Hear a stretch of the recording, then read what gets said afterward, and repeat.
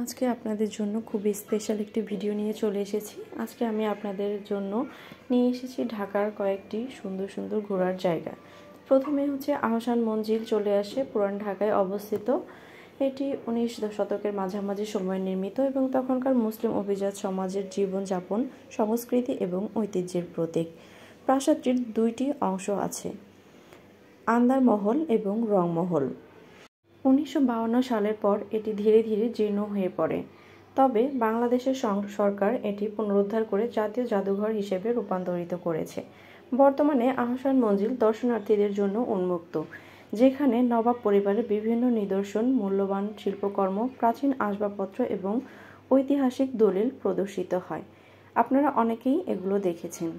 আহসান মঞ্জিল বাংলাদেশের ঐতিহাসিক, সাংস্কৃতিক এবং পর্যটন দিক থেকে অত্যন্ত গুরুত্বপূর্ণ। আপনারা চাইলে খুব সহজেই এখানে চলে যেতে পারেন। খুবই সুন্দর একটি জায়গা, গেলে অবশ্যই আপনাদের ভালো লাগবে।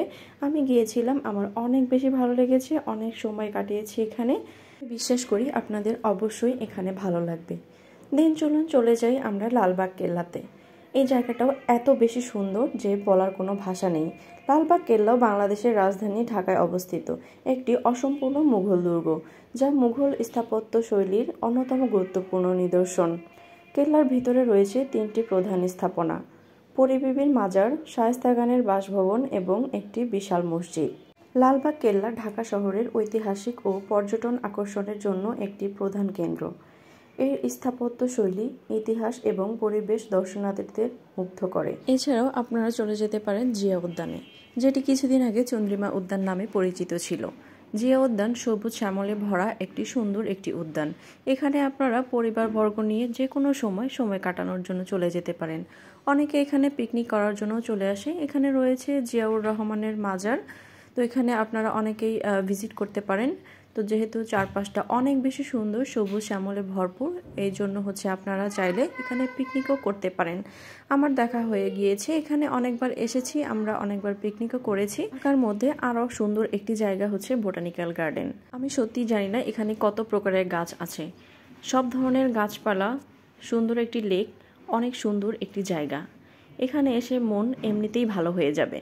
আপনারা চাইলে পরিবারবর্গ নিয়ে, বাচ্চাদের নিয়ে খুব সুন্দর এই জায়গাটায় চলে আসতে পারেন। এখানে কিন্তু চাইলে অনেক সুন্দর ফটোশ্যুট করা যায়। আমি অনেকজনকে এখানে ফটোশ্যুট করতে দেখেছি। হবেই না কেন, এত সুন্দর জায়গা, চারপাশে এত সুন্দর সবুজ শ্যামল ঘেরা একটা জায়গা। ঢাকার মধ্যে এরকম জায়গা আসলে চিন্তা করাই যায় না। চলুন আরও একটি সুন্দর জায়গায় নিয়ে যাই, রমনা পার্ক। রমনা পার্ক কে না চিনেন? ঢাকার মধ্যে সোহরাওয়ার্দী উদ্যানের পাশেই রমনা পার্ক আছে। রমনা পার্কটা আগে যেরকম ছিল এখন পুরোটাই ভিন্ন রকম হয়ে গিয়েছে। সুন্দর একটা লেকের মধ্যে আপনারা হাঁটতে পারবেন। দুই পাশে এরকম করে ব্রিজ করা আছে, আপনারা চাইলে এখানে বোটও চালাতে পারবেন। অনেক সুন্দর একটি জায়গা। আজকের মতো এই পর্যন্তই। অন্য কোনো দিন নতুন আরও ভিডিও নিয়ে আপনাদের কাছে চলে আসবো। আল্লাহ হাফেজ।